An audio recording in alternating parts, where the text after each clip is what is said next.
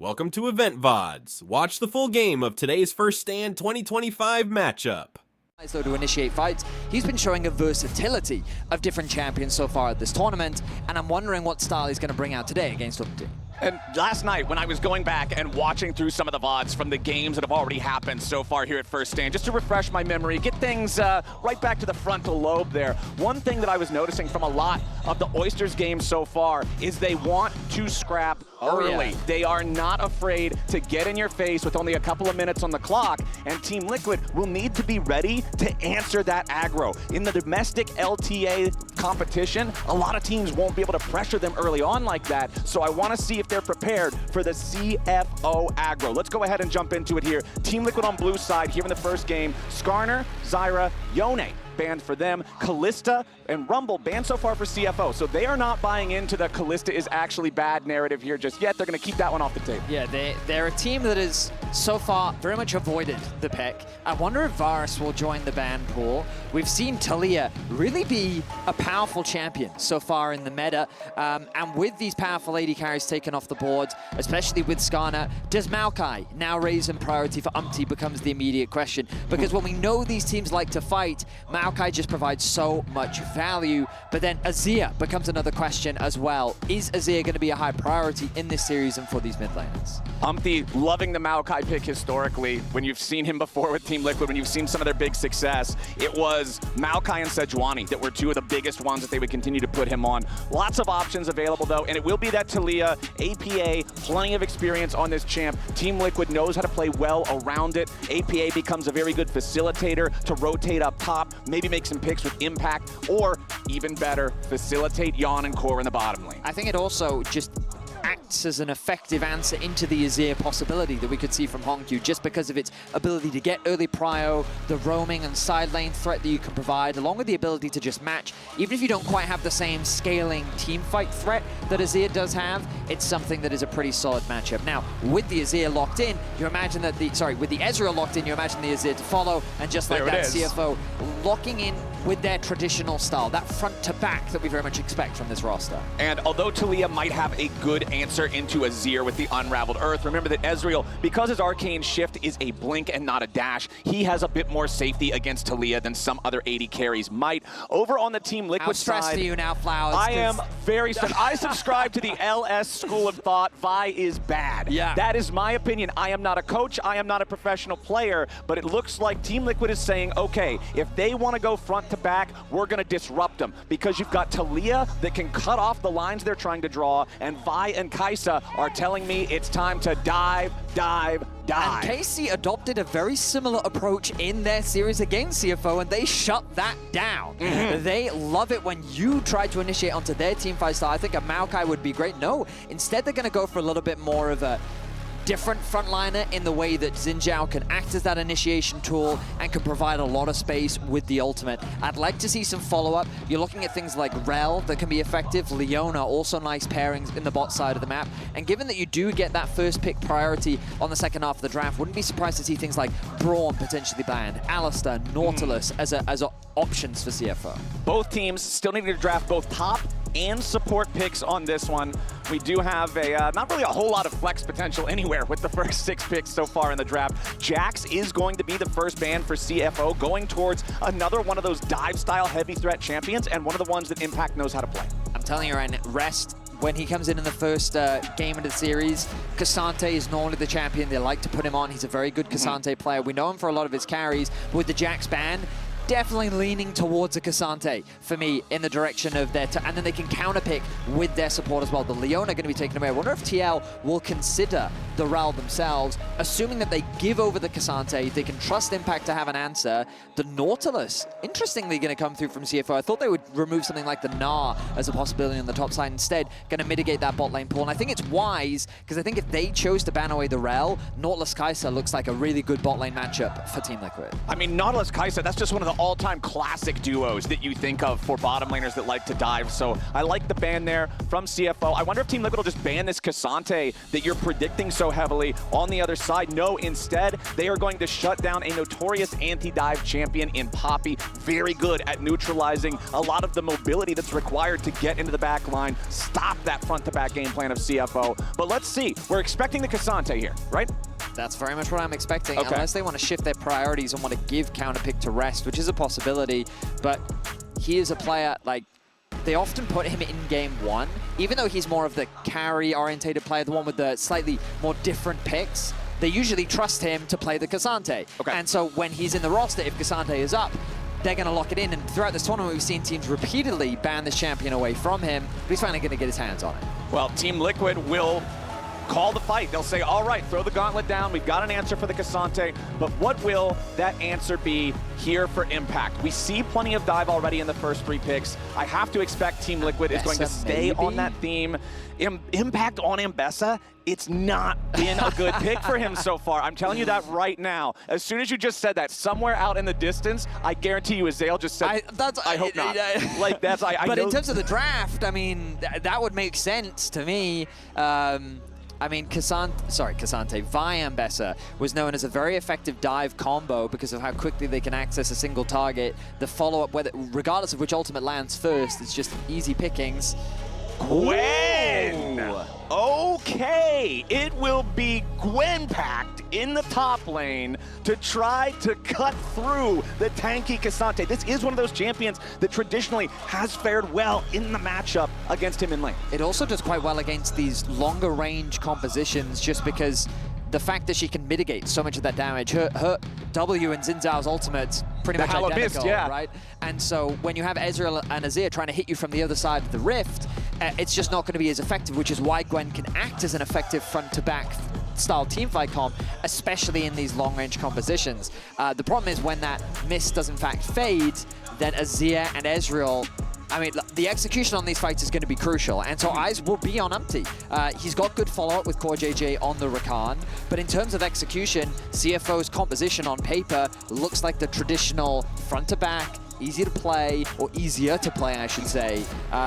And the burden of execution is going to heavily fall on TL. They can't afford to have the Gwen fall behind. Going to be an effective side lane threat. They do have incredible skirmishing power with this Taliyah Vi. It's such a powerful early game mid-jungle duo that I want to see TL leverage to get those early objectives, force earlier fights where you know you have the advantage before Azir gets to a problem point. And then with this Rakan, with the amount of mobility it has on the map, I want to see Core JJ being proactive in looking for these early game plays. So which draft do you favor? I mean, on paper, I do think CFO's is easier to execute, but I think TL's gives them a lot more agency. Okay. So I would say, because I don't really trust TL, I prefer CFO. That's totally fair. That's the kind of answer that I'm looking for here. So the pressure is on Team Liquid to be able to execute, to be able to not allow Azir and Ezreal to just stand there as these massive artillery cannons and destroy before they can get into the back line and do their jobs. But crucially, and this is one of the things, the reason why I'm a bit of a pessimist around Xin Zhao is because he is a champion that can very easily commit without proper follow-up. And so timing and patience is crucial when you're playing these more front-to-back style compositions, because if you go in too deep and your Azir and Ezreal's left isolated, that Gwen is going to snip, snip, snip. All right, let's do it. We're on to the Rift for game number 1, day number 4, here at First Stand, Team Liquid versus CFO. Both 1-1, both would love to go up to that critical 2-win point that just feels so much better for breaking into the bracket stage. Oh, it certainly does, especially given that both have that win over KC. Even though KC got that win over Top Esports, the fact that both these teams have separated themselves from KC and have that winning record just put them in a favorable position. So whoever wins here really puts them in a comfortable spot for top 4. All right, nothing crazy here at level 1. Nobody's going for any sneaky invades just yet. Looks like, 1:15 on the clock. Doesn't even appear to be some delayed action, but you can see down in the bottom lane, they are camping the brush, seeing if maybe they can get some cheeky damage as their opponents try to enter into the lane. But APA versus Hongq, this is one that I'm really interested in, especially since we saw at the top of the day, APA was talking about in the teaser how Hongq's, he's this really young player. He's fresh to the international stage. Very respectful. Yeah, but then he said, I want to get in his head. I want to make him make mistakes. I want to play mind games with him. And that's exactly the kind of player APA is. And I want to see how that game plan plays out for him. Yeah, I mean, APA really has transcended internationally, the BM. You know, Yeah. everyone knows who he is. Yapped in America, I should say, has really made his presence known on the international stage. And I think that he's had highlights and lowlights throughout this tournament. We've seen him get solo killed twice, but he has also made some fantastic plays that have been crucial to the success of Team Liquid, especially in that series against KC. As the level 2 comes through. Immediately engaging. TL in some trouble down here in the bottom lane. Doggo wants Core JJ. He gets away for now. TL barely hanging on here as the last Mystic shot connects onto Core. The level 2 immediate engage from Kaiwing gets the better of TL easily. Meanwhile, back in mid, Hongq and APA trading equally, but nobody near as close to death as the bot side fight. Doggo committed both of his summoner spells to that engage. He thought that if I can flash in range of Core JJ, that I can guarantee a follow-up Q, and as long as I keep hitting these auto attacks, this is a guaranteed first blood. But, oh, the dive. All right, 2v1, Yawn popping the barrier, needs to stay alive here. Kaiwing, one more shot might just come, and first blood over to Yawn in the 1v2. Does he get the kill credit on the second one? No, he didn't tag him. So it's 2 dead on CFO, but only 1 credit. Back over to TL. I mean, so the good news for CFO is that they denied that wave. So in terms of XP, there's a slight advantage, but the fact that Yon could still get a kill back is kind of the best case scenario for him. That ramping tower damage, you really saw the impact of that in the bot lane. Yeah, those things are no joke when they're heating up early on in this. Like you said, though, the minion wave being crashed into the turret does mean a little bit of EXP deny. Kaiwing now rotating up here to guarantee that Junja can secure this crab without any difficulty. APA knows he doesn't want to go anywhere near this river. That control ward dropped in the brush now, going to help remove a little bit more of that vision, and APA knows he needs to play towards the top side of this mid lane. Let's take a look at the dive here in the bot lane again. So, of course, the CFO bot lane still only level 2. Doggo connects the Q, but all he can do is auto attack. That final auto coming in from Yon as well. And then just the ramping tower damage. Very little to break down as CFO. I mean, the good news is that the tower did get the execute. If Yon had got 2 kills, that would have been much worse for CFO's bot lane 2 versus 2. But with this stacked wave, there is the threat of a dive, good vision coverage on the bot side of the map, and now they'll spot out Umpty, which means that information will be known and they should be relatively safe in the bot lane. All right, Junja doing a good job there. Gets the entirety of the chicken camp before Umpty can show up, try to steal any of it away. But Umpty will continue pressing all the way forward, trying to force Junja out of his own jungle. And Umpty's going to start up the Krugs here, but Junja wrapping the long way around to try to contest it. But Impact has also left the top lane as he's ready to rotate over and help his jungler. Umpty's still sticking around a little bit longer, fighting for the baby Krugs. But despite the fact that it looked like we might get a scrap there, everybody just decides, hey, Krugs are gone, nothing to fight for, walk it off. Umpty, ooh. Nice knockback from APA. Shove, yeah. Just a bit of damage will come through. The mana relatively low from Hongq. Oh, but those auto attacks, hang on, APA. Whoa, yeah, whoa. APA really overplaying his hand there. Thought he might be able to stick around, bait Hongq into a bad spot, but that's just a free summoner spell now spent by the Team Liquid mid laner. That was definitely a misplay from APA. He was so close to getting solo killed. I imagine mana was the reason why Hongq didn't commit to the play. He gets the flash out from him. But I was about to say, I love that Umpty is playing really well around his prio. Impact and APA are doing a good job of keeping the waves pushed in their respective solo lanes, and Umpty utilizing that to try and steal away some camps. He gets the top Krugs, he also gets his full top side. But regardless, Junja still finds himself with a camp lead. He's going to secure the Gromp on the bot side of the map. He's going to be pathing this way. Flash still available for Yon. And I wonder if there will be an angle. Oh, look at the roam coming through from APA. The ping's already coming through from Hongq. Now they're thinking about it. Nice. Doggo doing a good job there, utilizing the buffer capability of the Arcane Shift. Even though he technically gets tagged by the Grand Entrance, he can still move out of that knock-up anyway. As Junja hanging out in this bot side river, they know that APA is 6. They know that Team Liquid wants to look for some type of a roam time or some type of a play to make here with the Weaver's Wall, and they want to shut that potential down in the bot lane as Umpty will take the opportunity. Okay, APA is drawing their attention towards the bottom side of the map, the bot side river. Let's go for the top side, look for the Void Grubs. Keep your eyes on the minimap and notice that Core JJ is moving on the map, whereas Kaiwing is actually staying. Junja looking to contest this is dangerous because even though they've gotten the push in the mid lane, the push from... Oh, Impact deciding not to move just yet. Now he's going to make his way down.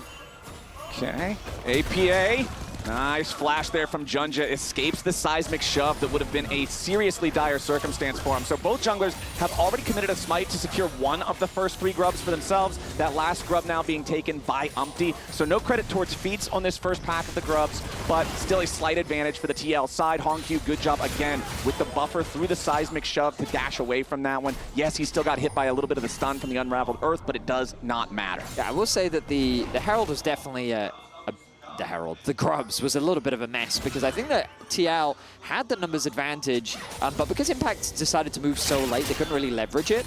So that meant that because they were able to get the push in mid thanks to Hongq, they could contest in the 2 versus 1, force Umpty back, and they still had access to one of those grubs. So it will deny one of those early objectives that contribute to the feats of strength, which ultimately, considering how hyped up they were at the beginning of the split, have largely tapered off. Their ultimate value is not as game-changing as I think that we initially believed, especially after the nerfs came through. And now Junja's going to convert that pressure onto the bot side of the map into their first dragon of the game. Yeah, feels good for CFO. Should be able to pick this one up with no contest. Umpty just going to utilize the opportunity, steal away the red buff from the enemy jungle at the same time. Wants to be up here towards this top side of the map. You can see as Impact had that big wave that he was pushing up to crash it into the turret. They want to make sure they can get that crash. The biggest individual gold lead in the game does belong to Impact. This is the nature of the Gwen versus Cassante lane matchup. Gwen can zone him away from a lot. You can see first item Negatron Cloak after the D shield purchased for rest just to endure some of that damage because Gwen can be very oppressive for Cassante to deal with.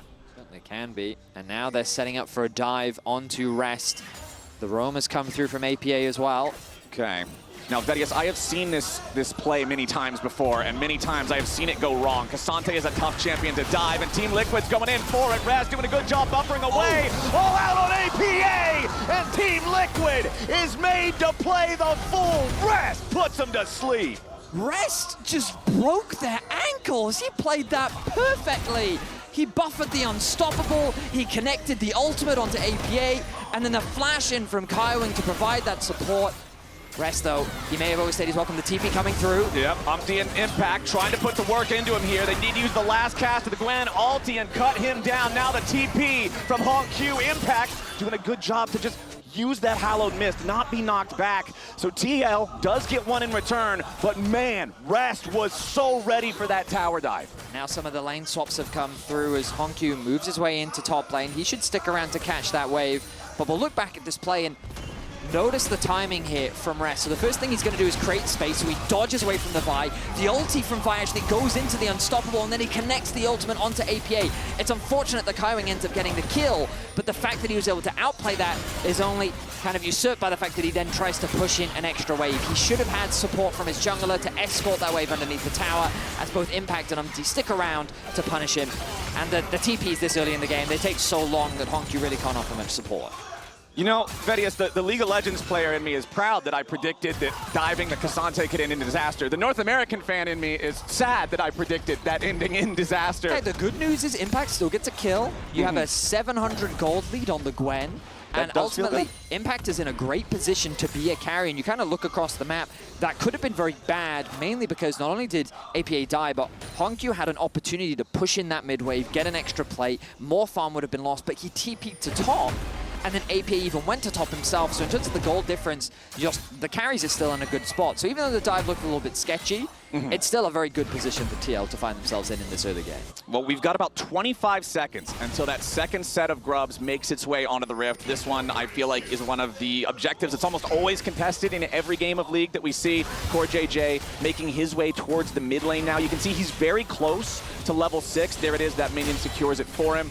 Back down in the bottom lane, Impact with a slight EXP lead over Rest, but Rest also is about to hit that level 9 breakpoint. You can see the teleports are ready for both of the top laners. If this does turn into a full battle up here in the topside river, they will be ready to join, but it is still a pretty slow channeling time. So we'll see if anybody decides to commit early to that, because right now it's CFO with control over the river. Spotted out Kaiwing on the flank. Gets some good vision as Hongq is awkwardly separated from his team. Here comes the ulti from APA. Okay, Weaver's Wall is going to fly in there, but it's not doing a whole lot here just yet. CoreJJ trying to make sure that Hongq can't get up towards the rest of CFO. TP is going to get committed. CFO, they've already claimed 2 of the grubs. Team Liquid trying to go in for some kind of a play. Yes, they knock Q up into the air, but what else do they even get? Nothing. Team Liquid, they've lost the grubs. They're trying to force CFO out, and CFO is happy to take their exit with the grubs under their belt. Nicely done. Yon going in further after Q now. Goes for the killer instinct to cut off the escape route. Yon has found the enemy mid laner, but he does not quite have the damage he needs to secure the kill. Core JJ wants the rest of the chase, but Q can just use the shifting sands to slide away. A heavy commitment there from Yon as he flashes in to apply the autos, knows that he has the ultimate to cut off his escape route, but then he just changes his route. He creates a space where he can just glide over the wall with his EQ combo, and he's able to avoid any potential kill being picked up by TL. So critically, I did miss in the grub fight. There was 1 grub claimed by Team Liquid in that one, so the grubs do end up being 3-3 overall, though again, like we mentioned earlier, no credit towards the feat since it was a 2-1 split and a 2-1 split. So those are all not going to shake out to any Void Might spawning or any major impact, really. Jinja just going to secure another Scuttle Crab down here on the bottom side of the map, 25 seconds before the next Drake spawns. CFO ready to try to overload this side of the map, see if maybe APA gets a little bit too greedy, see if maybe they can force a play onto this Taliyah early on. Kaiwing waiting around just in case APA steps up, but the Taliyah will not give them that opportunity. Yon needs to clear out these last couple of minions here in the mid lane, but it is CFO, again Vedius, who are first to the objective. Certainly are. And with this Trinity Force spike on Doggo, it might be a scary fight to take. I mean, Umti's really not in a position to contest. Doggo goes in, nice damage, but the tower shot combined with the W from Yon is able to trade back fairly evenly. This is going to be another contribution to the feats of strength. And I think that this is wise from Team Liquid. They don't feel confident enough to go for the fight right now. Umti will be spotted out, but I don't really think Kaiwing can punish this. He stole away some little chickens. That's something. Doggo tries to follow it up. First Mystic Shot gets blocked by a chicken. Yon and Umti still need to run away from this one, I would have to think. Doggo trying to fire into Yon, but it's Umti caught out, punished. Beautifully done from CFO. That is kill number 3. That's the first feat secured. I did not think that Umti could be punished. He had flash up. His Q did get interrupted, but he still had the ultimate if he really needed to kind of utilize some kind of CC immunity, and he just gets flashed on. He just gets punished. The collapse comes through, and it's a kill handed over to CFO. They will get that 3 kills. They find themselves 2 objectives up, and the gold is dead even. So again, like, I look at this and I'm thinking, okay, well, the team is very far away. Kaiwing might be annoying here, but it should be fine. So at this point, like, he can just ulti the Alistar, but okay, he chooses to just walk away from that point. Bear in mind, he still has flash, and he chooses to channel the Q, doesn't respect the flash engage possibility, and he just hands over a kill. So CFO happy to pick that one up. Can see the frustration on his face with that one. Just giving away a free kill in a game that is this close really feels bad. They don't want to just have that extra gold injection in their opponents before they're going to have to get to these bigger fights. I mean, you're talking about a game state where you've had the surrender, the first 2 Drakes to the enemy team already. You don't want your jungler falling behind. Lane economy snapshot presented by MasterCard here. You can see, yes, the biggest advantage is still that of impact up there in the top lane 1v1, but a lot of the other bars are looking pretty red, Vedius. But I will say that if you are a TL fan, that bar is really the only one you need to pay attention to, because impact is going to be a problem for CFO. The great thing about these carry top laners that have been largely reintroduced thanks to the lane swap meta dying is that it becomes a side lane threat and a potential team fighter that who really deals with them. And if CFO can leverage their range, they can outpace the Gwen and they have tools, but right now CFO setting up for a dive. Yep, they want to focus where the Taliyah is as APA is ready to ride away. Core JJ with the grand exit, but it's not grand enough. APA needs to keep on kiting, but CFO wants to keep fighting. A nice seismic shove to knock Junja away, but it's still +1 for CFO. They go right where the enemy roaming champ can be and force him to roam all the way back to base. On the opposite side of the map means that there's not going to be any counterplay possibilities. Rest is more than happy to just hold the line here as the threat of the dive is so low. Meanwhile, CFO being proactive on the map. They set their sights on the bot lane tower. They execute cleanly. They get the flash out from APA as well. And that's going to be first tower secured. So this early game has only gone the way of CFO as they continue to scale up in this game 1. Yeah, CFO is feeling great about this one, up 1,500 gold now. They've already got the first 2 Drakes. If you get to the point where you're now 3 Drakes to nothing here in 2 minutes, and TL has to then come to you and challenge for every Drake thereafter, you're just feeling so good about this front-to-back team fighting that you can set up that TL hasn't had an answer for yet. Now let's see where the Herald fight goes, as CoreJJ is going to be in some trouble here at the very start. Herald, low but not low enough, down to a little bit under 4,000 health. Impact makes his way down into the river now, as Kaiwing could be in some danger. A nice seismic shove, flinging him back into the unraveled earth. Kaiwing still burning. Team Liquid on the chase, but no kill secured. Impact would have needed another needle, and he finally finds it. Stitches up the body bag, and Alistar's down. Rest knocked back into the unraveled earth yet again. Yon wants a little more, but Cassante is too tanky. CFO walking it back into the mid lane after losing their support. Team Liquid, they claim the kill, and they'll claim the Herald for the reward. And Impact is only continuing to get stronger. Nice punish on the engage from Kaiwing, as even though he's durable on the Alistar, he's not quite durable enough to stop the chase through coming from Team Liquid. Remember, this was the dive that happened earlier on, and after a play like this, CFO should feel pretty confident moving into the fight around the Herald. A good punish as AP is forced to flash away. They hand the kill over to Honkyu as well, and while they can't convert it into an additional kill onto APA, it sets up for this fight around the Herald. APA, though, with a really nice knockback onto Kaiwing, forces him to use the ultimate early, and just look at Impact's positioning here. He's such a threat so early on into the game already. CFO is forced to retreat from the fight. No engage really comes through, and Team Liquid find themselves the Herald along with another kill. All right, we'll see what kind of value they can get from that Herald. They are still 1,000 gold behind. Their opponents have still claimed defeats of strength, and that next Drake is spawning here in 15 seconds. Doggo with the Trinity Force completed, with the tier fully stacked. All he needs is the gold to purchase the Manamune. It'll instantly evolve into the Muramana for a massive power spike, but it does not appear that he'll have time to do so. CFO so far has been doing a great job of being in the river first for neutral fights. CoreJJ already losing half his HP there to some of the poke. Doggo hurts so bad right now.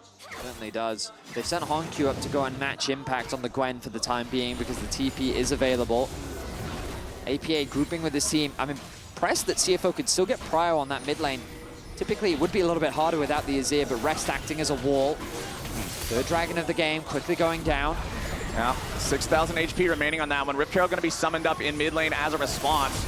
Dragon already down to 1,500. Team Liquid is too late to the party. Nothing's going to happen. It is sole point for CFO as Team Liquid gets that Herald charge onto the mid lane turret, but it's not even enough to claim the thing, so no gold injection from that objective use here, as Honkyu now walking through the topside river. Umpty wants to find him here with a Vault Breaker. Sees the shadow there of the red silhouette, but does not decide to engage. CFO was moving up rapidly with the rest of the squad, so Umpty choosing discretion as the better part of valor on that one, while APA takes the opportunity with everybody else from CFO heading towards the top side to protect their mid laner. He's going to try to take out this bottom turret here, but won't quite have enough damage yet. Again, both mid and bottom lane tier 1s Vedius for CFO, just barely hanging on by a thread. I mean, so far, Flowers, you know, you've been a neutral commentator, just stating on the facts of the state of the game. But yes, sir. As we're in a lull, you know, objectives not available on the map, how's the North America in you feeling right now? How I'm sweating bullets. You're sweating? Yeah. Oh, I mean, it's a tense game, man. The gold is dead even. And CFO with a slight advantage. Right now, I don't think that anyone has any significant lead.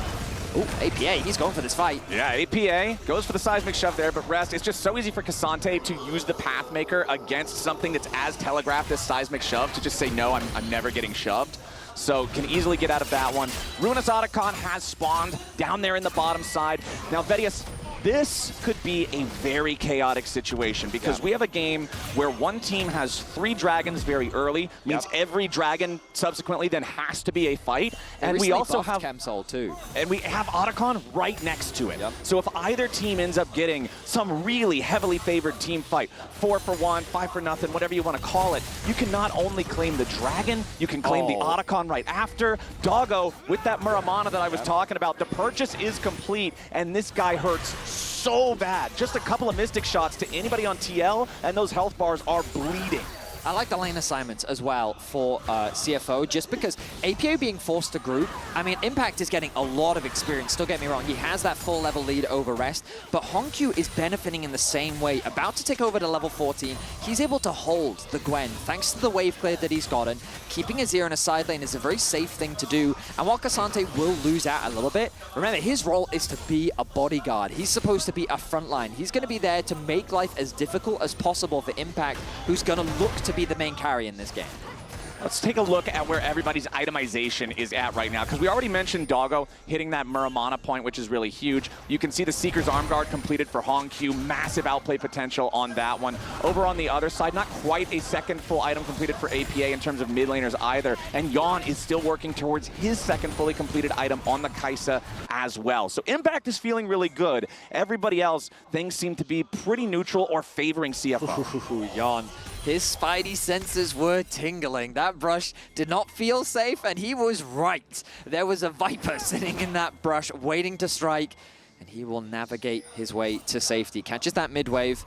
Keep your eyes on the top lane, though. I notice a bit of trading happening between both Honkyu and Impact, but again, it's that slight range advantage that is really benefiting Honkyu, and you'll notice on the HP bars at the bottom of your screen how he's able to just get those favorable trades, and he can just keep the wave pushed in, and he's at no real threat, which is why I love these lane assignments that have come through from CFO. The TP, they're committing to this. Umti spotted on the top side of the map. It's a full send. It's a full send from CFO towards the Otacon. They're saying, all right, you want to send your jungler up there? Everybody's coming down here. They've already got the thing down to about 40% HP. Nobody from TL is close. Impact's going to make a TP nearby. CFO, surely they've already got this. Team Liquid caught completely unaware. CFO takes the Otacon, no challenge. Just a fantastic play from CFO. The level of awareness as Honkyu now in a bit of danger. Umti on the flank. Ooh, Doggo clearing out the control ward here. Junja jumping over the wall. Umti, instead of finding an opportunity, only finds a grave. Junja jumping right back towards him. Another Vault Breaker is going to be needed to get Umti away. Immediately they turn it right back at Honkyu. He gets the shuffle, but it only hits Umti. Yon and Core have to try to get away, but CFO have already found the first kill here with the fight. Kaiwing looking for something into the back line, and he grabs APA. That mid laner from Team Liquid, so very low, but not quite dead. Kaiwing taking everything as one final Void Seeker finds the mark. It's Yon versus Doggo, and a little bit more damage is going to get it done with the Acathian Rain. Impact keeping Junja and Rest busy as Yon continues disengaging. Rest with the flash forward for the Intofo strikes as Yon with a supercharger has to try to get away. Impact finally shut down by Honkyu as APA and Core try to get out, and Rest kills Yon. CFO scrapping with Team Liquid in this battle. What a crazy skirmish around the blue buff. Rest interrupting the backs. Rest in a little bit of danger here, potentially. In a lot of danger. APA needs a lot more damage because Rest is still Cassante. He's still just walking away from most of it. He's still using the Pathmaker to block any CC, and he'll walk it off. Dragon Soul claim CFO. I mean, that whole skirmish started with Umti being caught on the wolves. He was trying to create a flank onto either Doggo or Honkyu. He gets spotted out, and it devolves into this crazy fight around the blue buff. Notice here, he's getting interrupted. He's trying his best to escape. He flashes over the wall. Nice use of the blast cone there from Honkyu. And then Honkyu sees an opportunity to make a massive wall happen, but the charm from Core JJ buys him a little bit of time. While Umti does go down, a lot of resources now committed. The TP comes through from APA, while Impact is coming in from the flank. And this flank from Impact is crucial because Doggo gets separated from his team.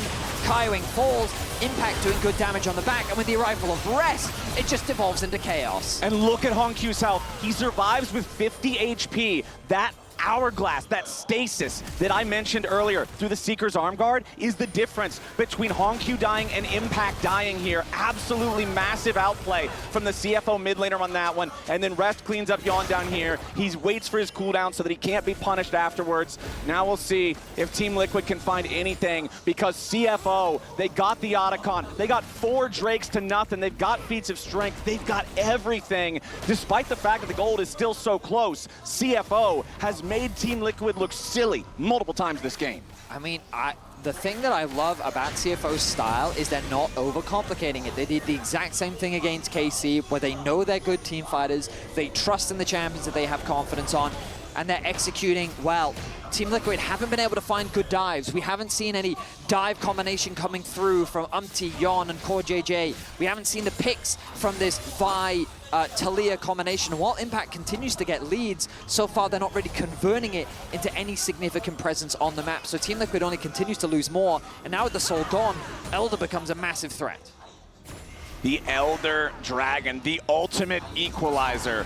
For Team Liquid, it could be a way back into the game, or it could be their final death sentence. CFO has done such a good job managing the threats from TL, and I go back to the draft and what you were saying, Vedius, where the burden of execution is on TL, and that burden has felt very heavy this game. Certainly has. John, you should be safe as CFO set their sights on the mid lane tower. Good damage comes out from Doggo as that tower is sure to fall now. But the Arakan as well, equalizing a lot of the experience deficits that they found themselves in earlier. Notice Rest, you can see from the pink bar at the bottom of your screen, he's above Impact now after being a full level down, and that was the value of picking up that Arakan from earlier. So much value in that thing, man. And CFO now, Hongq level 16.